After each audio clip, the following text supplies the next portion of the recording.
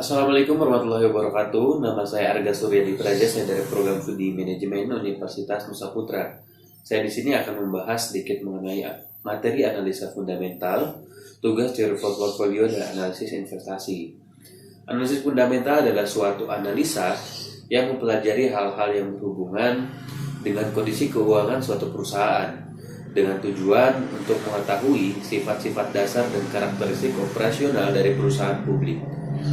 Analisis fundamental terdiri atas beberapa analisa yang harus dilakukan sebelumnya, yaitu yang pertama analisa ekonomi, yang kedua analisa industri, dan yang ketiga adalah analisa rasio keuangan perusahaan. Kemudian mengenai analisis ekonomi, dalam melakukan analisis penilaian saham, investor bisa melakukan analisis fundamental secara top down untuk menilai prospek perusahaan. Analisis secara top down meliputi yang pertama analisis variabel-variabel ekonomi makro yang mempengaruhi kinerja seluruh perusahaan. Yang kedua analisis industri-industri pilihan yang berprospek paling baik. Yang ketiga analisis perusahaan dan penentu saham perusahaan mana yang terbaik. Kemudian mengenai analisis industri. Analisis industri merupakan salah satu bagian dalam analisis fundamental.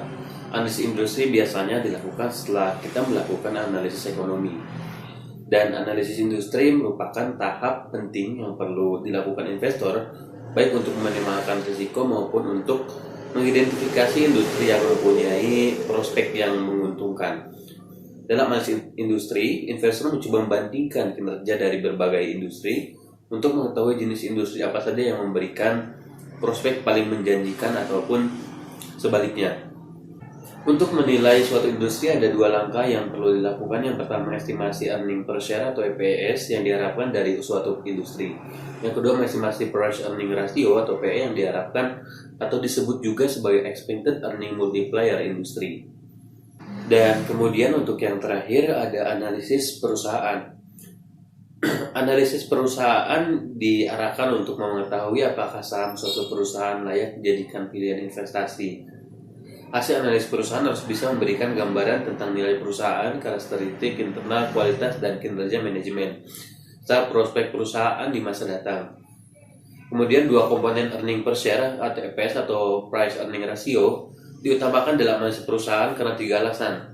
Yang pertama, kedua komponen tersebut bisa dipakai untuk mengestimasi nilai intrinsik saham.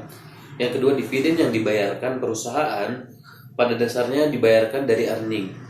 Kemudian yang terakhir adanya hubungan antara perubahan earning dengan perubahan harga saham.